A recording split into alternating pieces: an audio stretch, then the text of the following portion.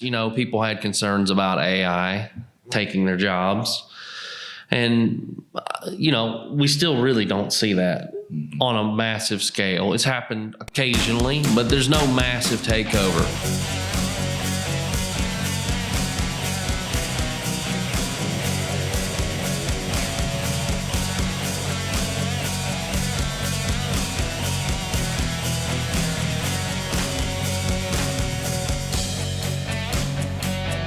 Good evening. Thanks for tuning in to the ProfitDig radio show, construction show, whatever we call ourselves these days.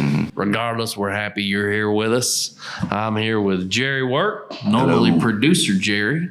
Today we have Producer Chris behind the camera. And as always, our resident expert, Jeff Spencer. Hey guys. Glad to be here with you fellas. Yes, sir. Jerry, I think you wanted to talk about a couple different things. Y'all know I periodically look through this website, constructiondive.com. They put some pretty good articles up, and I was checking it out today. And they just had this article that I thought, basically just discussing technology trends for the construction industry for 2024. Had some pretty interesting things, and I thought we could kind of riff about it a little bit. Some things we've kind of talked a little bit about here and there, but it ain't like we've got a million followers yet, so this will be new to most people. Okay. So, yeah. So the title of this article was AI Robotics Dominate 2024's Construction Tech Forecast. I don't think that's surprising.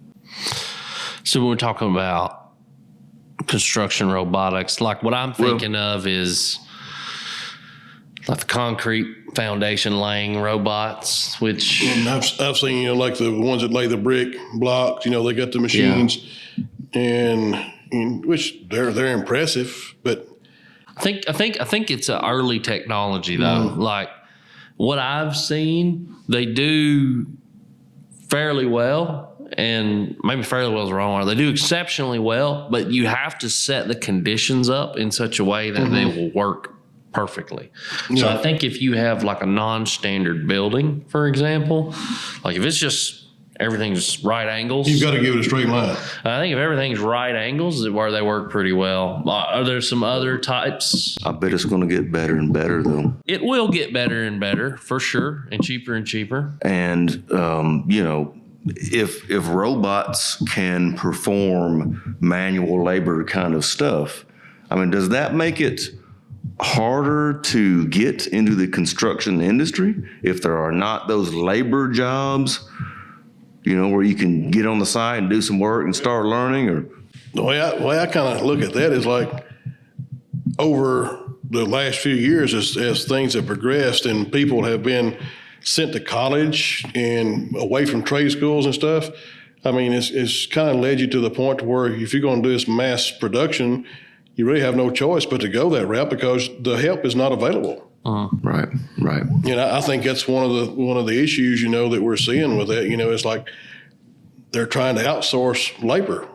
How can we make this project happen, or how can we bid on these projects, without the help?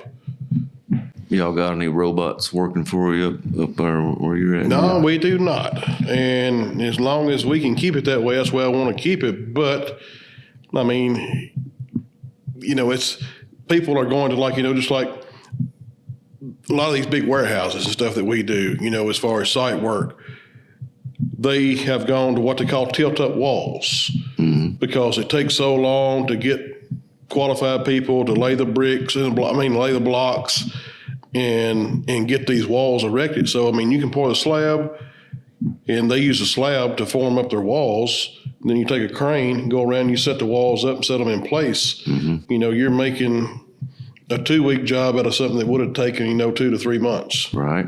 So that kind of relates to another big emerging trend, which is industrial 3D printing a wall or a building. I've seen videos on it, and it's, I mean, I think, everything requires evolution over time, and probably, at least from what I can tell, like, it doesn't seem like anything is efficient enough to really be a threat at this point. But, every technology comes in waves. Yeah. I mean, if you remember the first cell phones compared to the cell phones we have now. They were real big. You had to have this big box you carried around with you. Yeah. A buddy of mine in college, he was like the first guy I ever knew who had a cell phone. And it was like this suitcase that he carried around with him, but it had a telephone dial. And he could. Well, the price of $2.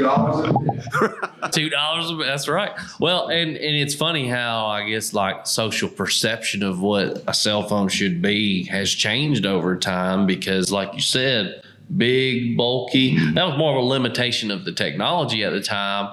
But as the technology improved, like phones got smaller, smaller, and smaller, and eventually we kind of went the other direction. Now, I saw a meme one time, so I was holding like a laptop computer upside his head, but like there's versatility in like having, earlier we were talking about the bendable screen phones, where just from a phone perspective, it could be a nice, comfortable size. But once you need to start doing any type of like navigation, or if you want to do media on there, fold out your screen, and now it's twice the size. Right. Who knows before it folds 8 times. And right. Do you think it'll get so thin it'll just be like a tiny little thing you pull out of your pocket and you just fold it and then it gets big? Well, I think the next wave is not going to be a wearable necessarily, like more like user interface. Because when I think of like sci-fi movies, it's like ocular implants or something like that, to where you can make a phone call, I don't know, you blink twice, or or it's all voice activated. Or if you wear glasses, I know there's some glasses now that have like Bluetooth in them, and they might have some visual indicators on the glass etchings. So, but even your vehicles, now you got to where you can see your dashboard and your windshield. Yeah, a lot of them do. Yeah. Yeah, I mean, I think we're going to see, and they're going to try things out, and if they work, they work. If they don't, they'll scrap them and move on to something else, So another big trend, I can definitely see this, is using AI with your decision making. But this one quote in this article, a guy was saying, if that large language model responds with the wrong answer and we believe it and act on it, that's on us. Right? Well, you're putting, there's always an asterisk where you're essentially consulting someone. In this case, it's an AI. And, AI is only going to be as good as the algorithm that it's running on and the data set that you give it. Right. So like, depending on what it's looking at, and I know internally, the company I work for, we've actually got a lot of, let's say, internal interest in AI. And one of the ways we're using it is because we're subject matter experts in different fields. There's a lot of internal documentation that we don't share with the public, that it would take someone significant amount of time to be caught up to speed on all the nuances of that particular topic, whether it's proprietary information or whether it's someone who's done an analysis inside and written like a white paper on it. If you take that proprietary information that we have that gives us a competitive advantage over our competition out there, and you use AI to train it on those topics, well, now it has like a basic language model to know how to talk to a human, but it also has this additional very specialized knowledge set on our industry specific topics. So we've been trying to incorporate that to where we create little chat bots internally, to where instead of somebody coming to me and saying, hey, Jeff, I've got a question about topic X, Y, or Z, they can just go to the chat bot, ask their question, and they get as good or better answers they would get from me. And if it's not clear, then they can come to me. Right? Because I know nobody wants to have an extra meeting, No. That's just more of an advanced use. Yeah. Just a lot of the chat, or AI chat bots you every day with services and companies we use now. I mean, you need to, it's almost like you need to talk to your bank. I got to go through the chatbot process before I can finally get to a human that can really only resolve. Right. It's just FAQs, a database, and it's just, Well, and like we're considering for ProfitDig, like soon incorporating some AI into ProfitDig. And what I want to use it for is probably like note taking, for example. We've talked about that recently, like how to translate audio notes into text-based notes for the project. So, I mean, there's ways like you can dabble in different types of AI. AI is a really broad term. It can mean a lot of different things, right? Like AI, like you trying to emulate a human, like human consciousness, or are you trying to get something that just makes your job more efficient and easier, or to do a task that traditionally takes, it's hard for a human to justify spending time on. Jeff Spencer, you don't live in the fairy tale world of artificial intelligence. You're actually implementing construction projects, but has any of this filtered into your work yet, or do you anticipate it to? Are y'all talking about it? Or? No, and I don't anticipate it to. Now, if I was working for a larger corporation, I could see it being possible, but for what we are and what we do, we're the type of company that's going to continue to stick with the basics. They've never done us wrong, and we're going to, the old saying is, if it's not broke, don't fix it. And, every year since I've been at this company, the three divisions that we have steadily grown monetarily and personnel wise since I've been there. And from what I understand, it was doing it before I got there. So, I mean, it's, I don't foresee it, anytime in our future. I think I will probably be old enough to retire and leave that company and still not see it. You don't think there's going to be a competitor come along next week that bids with AI and performs the jobs of robots? Well, they're already out there. Like there's takeoff and estimation software that's AI enabled, where you upload your plans and it will automatically analyze the drawing sets and provide you with a takeoff. Commercial farming. Yeah. Equipment. That's just being run by software. Yeah, but it's still not disruptive enough to replace people that are experts. Yeah. And like Jeff Spencer said, like it's not clear the evolution of those different technologies and how readily available they are. But I would say that like in the past, people had concerns about AI taking their jobs. And, we still really don't see that on a massive scale. It's happened occasionally, but there's no massive takeover. However, in the past 2 to 3 years, the amount of funding that's being invested in AI with the evolution of ChatGPT and these other companies, we're not talking about millions of dollars invested. We're talking billions upon billions of dollars being invested. So the rate at which companies are investing to accelerate that technology, it really only started the past two years, that level of investment. And I would say the closest thing that I've seen as far as taking over jobs, and I guess it is AI, but then again, maybe it's not, but self-checkouts. Well, that's not artificial intelligence. No, but I'm just saying that, but still, I'm still waiting on. There's actually now a trend in the opposite direction. A lot of big chains are taking that stuff out. Yeah, well, that's why I said I'm still waiting on Kroger to send me my W-2s. I mean, I work there every week, at least one day, paying for my groceries. Yeah. Well, it's funny though, because I remember when it started to become more common, whatever store you went into, they got the self-checkouts. At first, my initial impression was, screw that. I stood in line. I did. I would too. Yeah. And then after standing in line, I'm just like, I can go check myself. I can get out of here faster. Well, I didn't even go that far. It's like I kept standing in line, but now like you go in Walmart or you go in Kroger, there's nowhere to stand in line. I mean, it's like Well, not Yeah. It's all the way to the back. Yeah. Yeah. So people who have like grocery shopping for the family, like I don't self checkout that. Yeah. That's too I much. got a basket, a few items. I don't mind, but Right.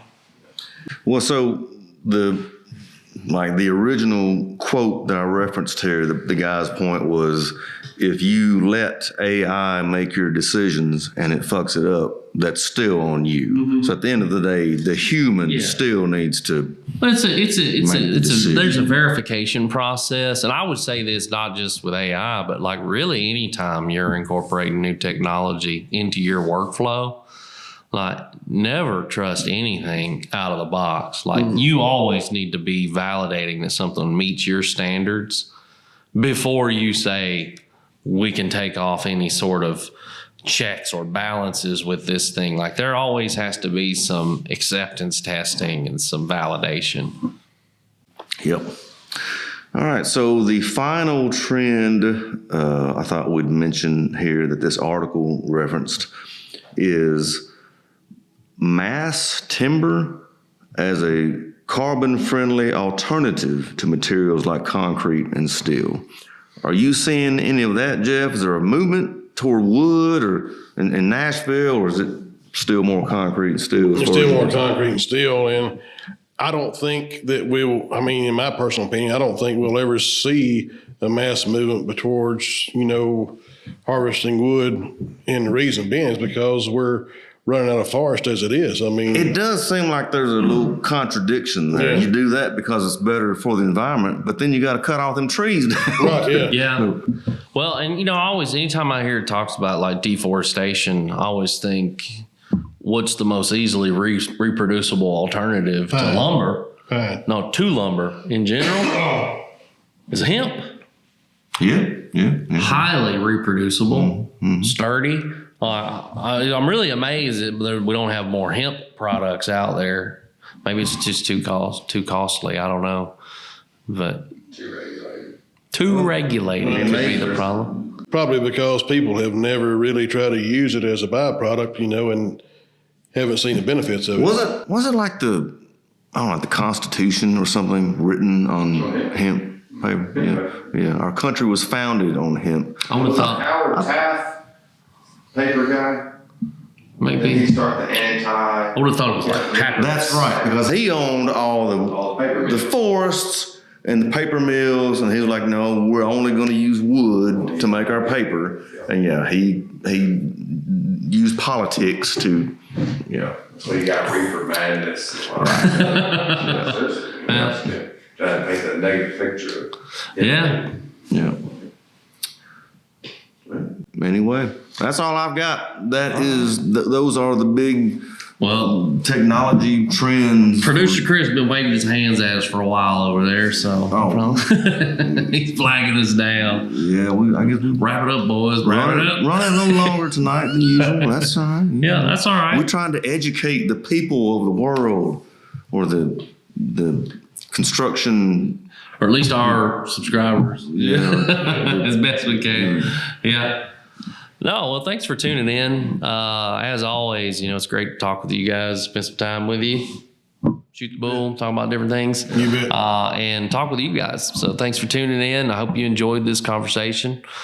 We really enjoy making content. So feel free, if you like this video, like it, share it, leave us a comment. We love getting comments, even the hateful ones. Right? We take a hateful comment. fine. Let us know. Let us know. Please subscribe. We're just a bunch of idiots sitting in here talking about construction, but But, if you're looking for job costing and bidding software, check us out at ProfitDig.com. ProfitDig allows us to do this type of content. So we keep the wheels rolling on that train so we can keep producing these videos. Let us know if you like it.